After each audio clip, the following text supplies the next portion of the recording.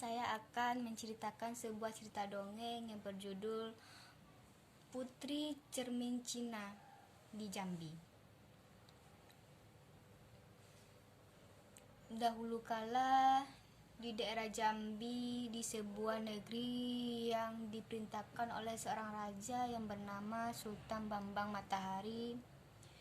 Sultan Bambang Matahari ini mempunyai seorang anak laki-laki yang bernama Selat Muda dan mempunyai seorang putri yang bernama Putri Cermin.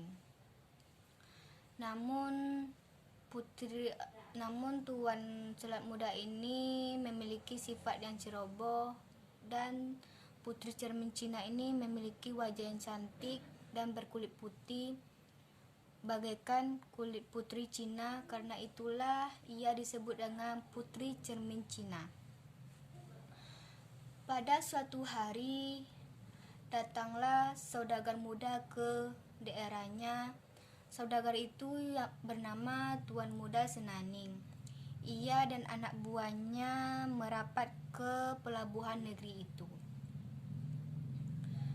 Seperti para saudagar lainnya, mula-mula ia kedatangan yang disambut dengan ramah tamah oleh Sultan Bambang Matahari.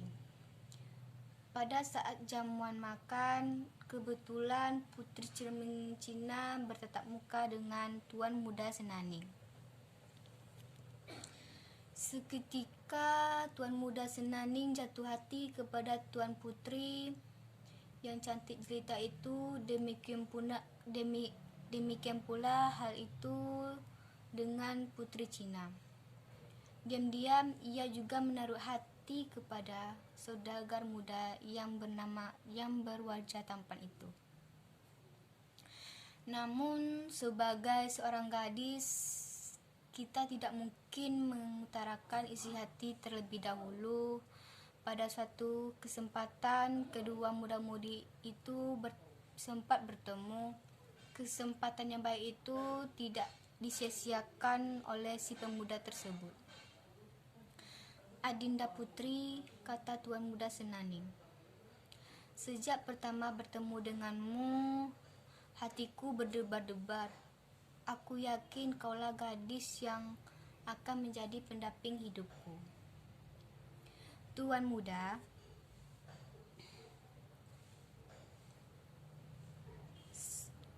jika Tuan memang berkenan kepada saya, alangkah baiknya jika Tuan segera bertanya kepada ayahanda.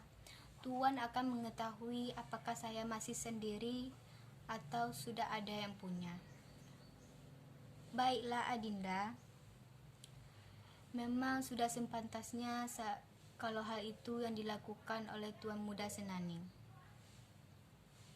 Pada dasarnya Putri Cermin Cina ini jatuh hati kepada Tuan Muda Senaning, demikian pula sebaliknya. Mereka berjanji hendak membangun rumah tangga.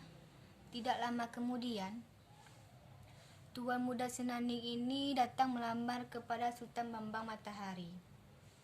Maka dengan senang hati Bambang Matahari menerima lamaran tersebut.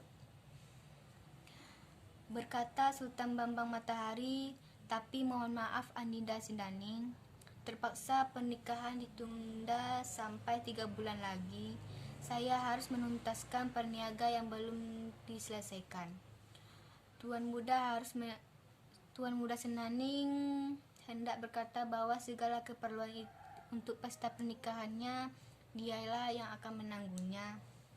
Namun niatnya itu diurungkan karena hal itu dapat menyinggung perasaan calon mertuanya. Padahal itu tahu pelayaran mertuanya selama 3 bulan itu tidak lain adalah untuk mencari bekal bagi pesta pernikahan putrinya. "Baik ayahanda, hamba cukup maklum akan maksud ayahanda."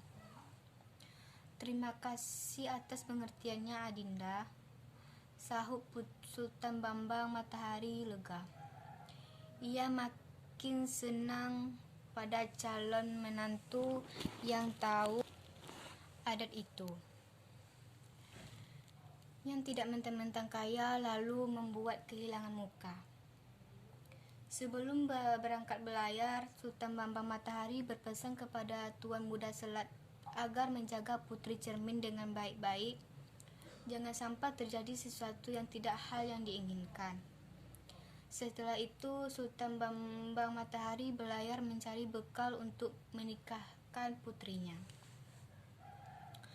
Pada suatu hari, Tuan Muda Senaning dan Muda Selat Awur asik bermain gasing di halaman istana.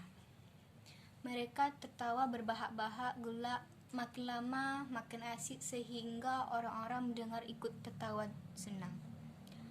Hal itu menggugah hati Putri Cermin Cina yang sedang meredah di ruang tengah untuk melihatnya.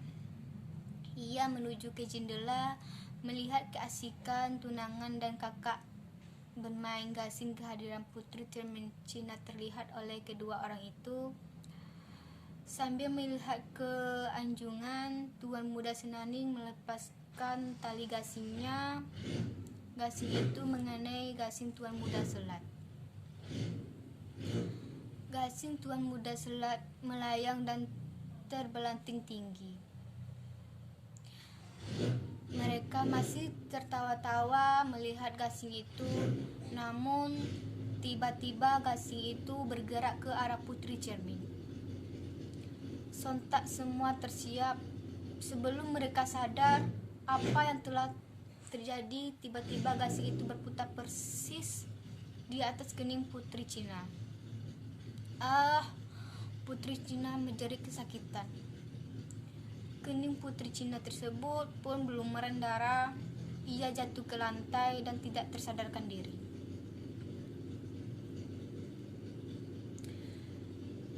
Kedua pemuda yang sedang bermain gasing itu segera berlari ke anjungan. Benarlah Putri Cermin Cina tergolek di atas lantai. Semua orang menjadi panik. Mereka berusaha memberikan pertolongan sebisa-bisanya, namun semua tidak ada manfaatnya. Putri yang cantik cerita itu akhirnya menghembuskan nafas terakhirnya. Tuan Muda Senaning menjerit keras. Ia masih belum percaya akan hal itu. Setelah yakin tunangannya meninggal, Tuan Muda Senaning jatuh putus asa. Sungguh celaka. Semua gara-gara aku, teriak parau. Ia melihat ada 2 buah tombak.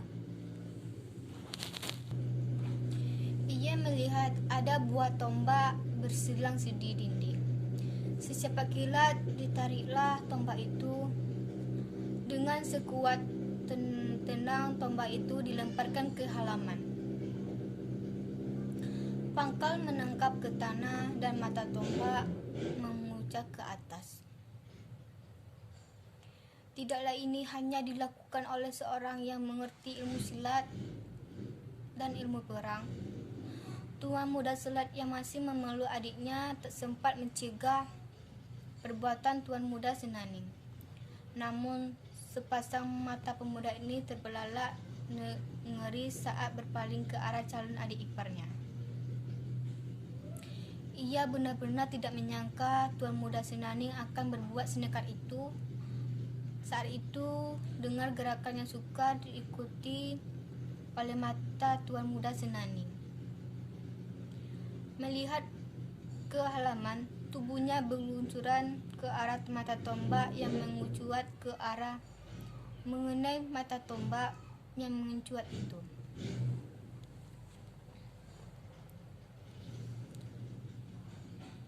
Adinda Putri, aku segera menyusulmu.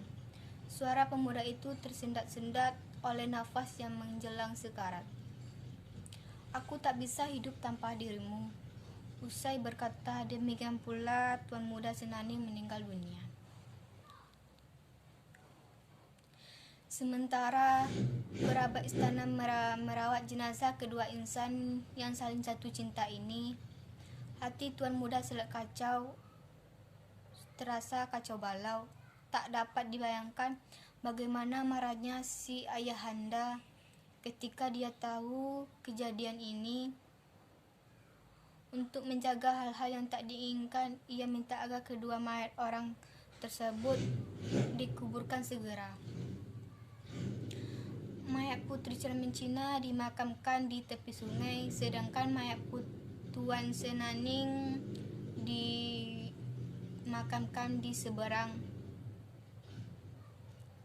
sana.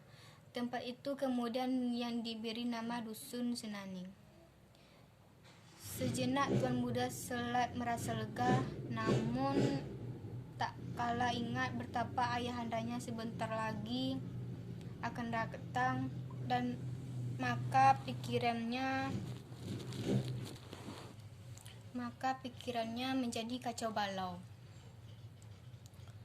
Bukanlah ia diserangi ayahandanya untuk menjaga Putri Cermin Cina agar tidak terjadi sesuatu apa-apa. Kenyataannya, adik yang sangat dikasihi oleh semua orang itu ternyata telah meninggal dunia. Dan salah satu penyebab kematian adiknya adalah diri dia sendiri. Seandainya aku tidak akan bermain gasing, tidak mungkin akan terjadi hal yang seperti ini. Semua ini salahku. Ia terus-menerus mempersalahkan dirinya. Sekarang, apa yang harus aku lakukan? Gumamnya dengan penuh kebingungan. Maka yang harus aku katakan kepada ayahanda. Setelah berpikir keras, ia kemudian mengumpulkan semua penduduk. Diajaklah mereka berunding. Tidak lama kemudian, Tuan Muda Selat memutuskan untuk meninggalkan negeri, karena sang ayah tidak mungkin akan memaafkan dirinya. Ia pun mengajak orang-orang kampung untuk ikut serta. Ia membelokkan kapalnya ke arah Pasang Senana, kemudian ia menghilang tidak tentu arah. Orang-orang yang ikut dengannya ditinggalkan di sebuah tempat itu akhirnya disebut dengan Kampung Selat. Tidak lama kemudian, Sultan Bambang Matahari merapat dengan kapalnya. Ia heran melihat kampungnya sepi. Ia naik ke istana juga lengang. Setelah dayang-dayang yang berada di istana menceritakan kejadian sebenarnya, barulah ia mengetahui apa yang telah terjadi. Sultan Bambang Matahari merasa sedih. Kemudian dengan beberapa pengikut, ia berangkat meninggalkan kampung. Ia pergi ke seberang dusun. Beliau mendirikan kampung di sana. Kampung itu terletak di antara kubur Tuan Muda Senaning dan Putri Cermin Cina. Legenda cerita rakyat ini yang dianggap benar-benar terjadi karena ada hubungan dengan nama kampung di Kabupaten Batanghari, Jambi.